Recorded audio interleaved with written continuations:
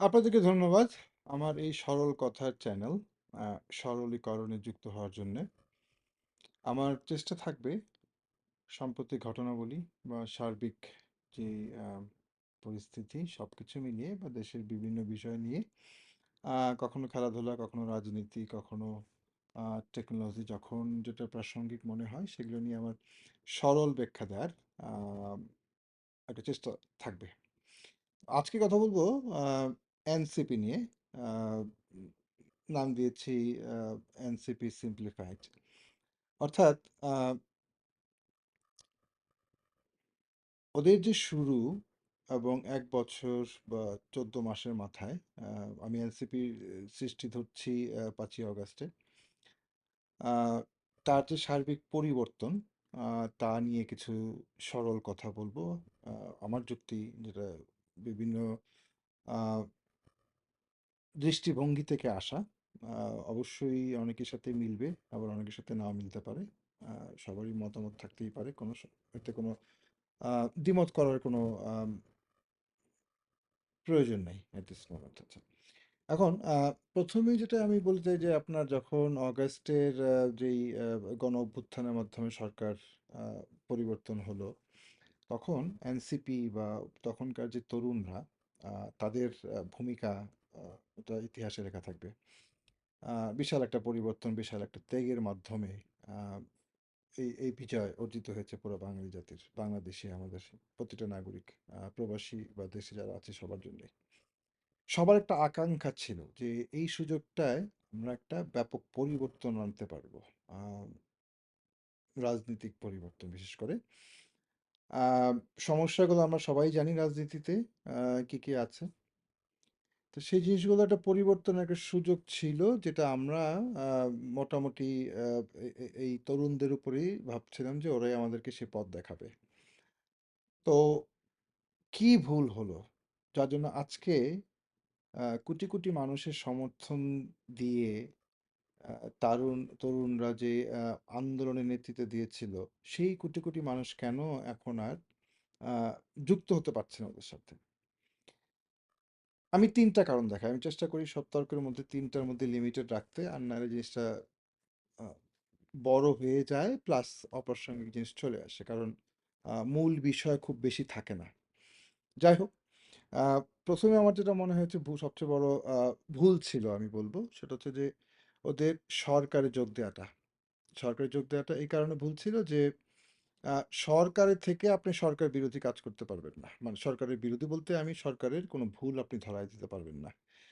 তাছাড়া আমাদের common perception ইস always এন্টাই ইনকান আ কে বলা যায়? মানে প্রতিষ্ঠানের বিরুদ্ধে আমাদের সবসময় অবস্থান থাকে। আমাদের আমাদের সাউথ এশিয়ার রাজনীতিটাই এরকম। তো সেক্ষেত্রে যেটা হয় মানে হয়েছে ওদের বেলা যে কয়েকজন উপদেষ্টা পরিষদে চলে গেলেন। তো এতে ২ টা জিনিস পরিলক্ষিত হয়। একটা হচ্ছে যে আপনি যখন চলে গেলেন তখন কিন্তু আপনি আর রাজপথে থাকতে পারতেছেন না। সেই আ মানে রাজপথে থাকার যেই সুবিধাটা ছিল তখন যে একটা মোমেন্টাম ছিল সে কোটি জনতার সেটা আপনি ধরে রাখতে পারতেন।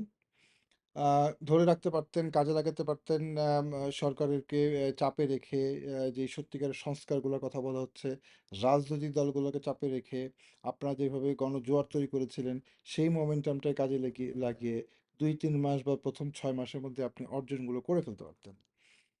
তা না করে আপনারা সরকারে গেলেন। আচ্ছা গেল। তারপরে যেই ভুলটা পরিলক্ষিত হয় যে আপনারা আ ২য়টা বলতে গেলে বলতে হবে যে নেতৃত্বের একটা বিষয় এখানে কিন্তু থাকে।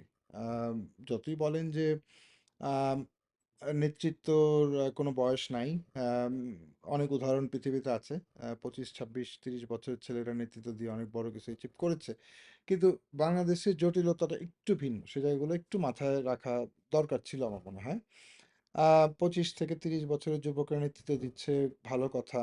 একটা দল গঠন করেছে, ভালো কথা। সবই ঠিক ছিল।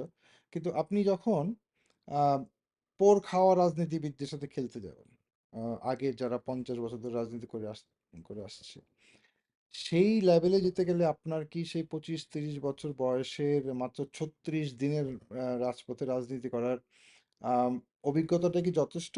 সেটা একটা ভাবার জিনিস ছিল। তাহলে কি মিসিং ছিল সেখানে? আমার মতে মিসিং ছিল, সেখানে যুক্ত করা উচিত ছিল যারা রাজনীতির সাথে যুক্ত। আম, আপনার নেতৃত্ব আহ, সবাই 25-30 বছরের মধ্যে লিমিটেড রাখবেন, আপনি একবার ভেবে দেখেন। আরো তো লক্ষ লক্ষ জনতা আপনাদের বয়সেরই আপনাদের মতো আন্দোলন করেছে, হয়তো ওরা আপনাদের মতো ওই টপ 5-এ আসে নাই, কিন্তু আপনি ধরেন চিটাগাং, আপনি ধরেন কুমিল্লা, আপনি ধরেন উত্তরায়, আপনি ধরেন মিরপুরে, আপনি আম, দেশের বিভিন্ন শহরে যেভাবে আন্দোলন গড়ে উঠেছে, যেভাবে ছেলেরা গুলির মুখে বুক তুলে দাঁড়িয়েছে, সেটা তো শুধু ঢাকা শহরে না। তাহলে আপনারা আসলেন, ওরা বঞ্চিত হলো। আপনারা দল বানালেন, ওরা বঞ্চিত হলো। আবার আবার কথা হচ্ছে যে ওরা আপনার কথা, আপনার নেতৃত্ব কেন মেনে নিবে? ওরও বয়স 30, আপনারও বয়স 30। ও রাজপথে রাজনীতি করেছে, বুক বুক পেতে দিয়েছিল, আপনিও দিয়েছেন। আপনার নেতৃত্ব কেন মেনে নিবে? আপনার মধ্যে কি বিশেষ গুণাবলী আছে যে চট্টগ্রামের ছেলেটা বা কুমিল্লার ছেলেটা বা রংপুরের ছেলেটা আপনাকে লিডার মানবে? এখানে একটা শূন্যতা তৈরি হয়েছে। এই জন্য আপনারা অর্গানাইজ করতে যে বেশ কষ্ট হয়েছে, এখনো হচ্ছে জানি। কোথাও ওই রকম ভাবে আপনারা সংগঠিত হতে পারেন নাই, করতে পারছেন না, কারণ আপনাদের নেতৃত্বকে মানার জন্য যেই লোকাল নেতৃত্ব, তারা কখনোই সরাসরি আপনাদেরকে নেতৃত্ব মানতে পারবে কিনা এটা একবার ভেবে দেখবেন। কেনই বা মানবে? কেনই বা মানবে? কি কারিশমা আপনাদের আছে? তৃতীয়টা যেটা, সেটা হচ্ছে যে আমাদের মাননীয় উপদেষ্টা, প্রধান উপদেষ্টা ডক্টর ইউনূস, ওনার সরাসরি সম্পৃক্ততা আপনাদের ক্ষতি করেছে, উপকার করে নাই। আমি আবার প্রথম পয়েন্টেই যাই। অ্যান্টি ইনকামবেন্সি যে জিনিসটা, সেটা হচ্ছে যে জনগণ কখনোই পছন্দ করবে না আপনি যখন সরকারের ব্লেসিং নিয়ে জনগণের পক্ষ হয়ে কথা বলবে। সরকার এবং জনগণ দুটো ভিন্ন এন্টিটি বাংলাদেশে, আনফর্চুনেটলি সম্পূর্ণ ভিন্ন দুটো এন্টিটি, প্যারালাল। এটা একত্রিত হয় না কখনো, বাংলাদেশের ইতিহাসে হয়নি 53 বছরে। তো আপনারা একত্রিত করার চেষ্টা করেছেন, সেটা সম্ভব হয় না, হয়ও নাই। তো এই যে আহ, আহ, আহ, আহ, আপনার ব্লেসিং নেওয়া, অনেকে বলে সরকারি দল, অনেকে বলে আরো অনেক কিছু, বাট আমি ওইভাবে গেলাম না, আপনার নিজেরাই ভেবে দেখবেন। আহ, ওনাকে আপনার ওনাকে পরোক্ষভাবেও সম্পৃক্ত রাখাটা কতটুকু উপকার হয়েছে সেটা বুঝে দেখবে। কোনো দেশের সরকার জনপ্রিয় হয় না। অনেক ব্যর্থতা আছে এই সরকারের, ব্যর্থতার দায়গুলো কিছু অংশ আপনাদের পড়বে, আবার অন্যভাবে পড়বে আপনার সুবিধা ভোগ করেছেন। তার আমার কাছে সঠিক কোনো তথ্য নাই, বলবো না, কিন্তু তারপরেও মিডিয়া বা বিভিন্ন জায়গাতে যে সমস্ত নিউজগুলো এসেছে সবগুলো তো আর অস্বীকার করার কোনো উপায় নাই।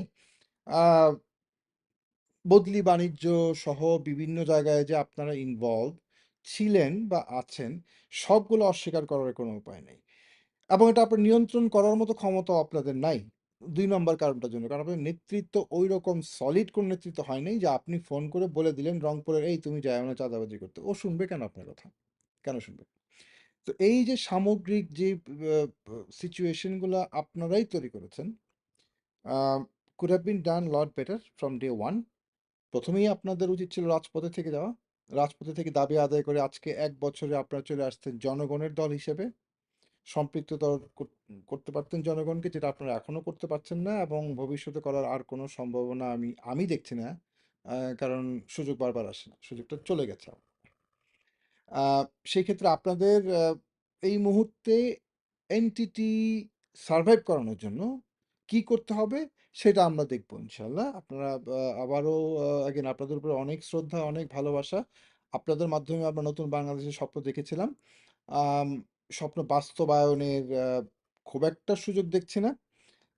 যে সমস্ত সংস্কার বা যেইভাবে মানে রাজনৈতিক দলগুলো ডিল করছে সিচুয়েশন, সেখানে পরিবর্তনের খুব বেশি সম্ভাবনা আমরা দেখছি না।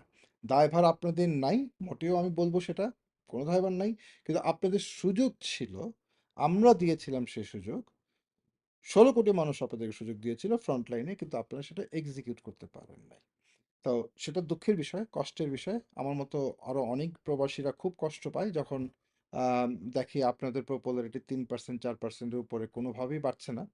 আর এই মুহূর্তে বাড়ার আর কোনো সম্ভাবনা নাই, কারণ সামনে নির্বাচন। আপনারা কি করবেন সেটাই দেখার বিষয়। কোনো উপদেশ দেওয়ার মতো ক্ষমতা বা আমার যোগ্যতা আমার নাই, বাট আমি আপনাদের দিকে তাকিয়ে থাকবো, আপনাদের নেতৃত্বের দিকে তাকিয়ে থাকবো। ধন্যবাদ, ভালো থাকবেন।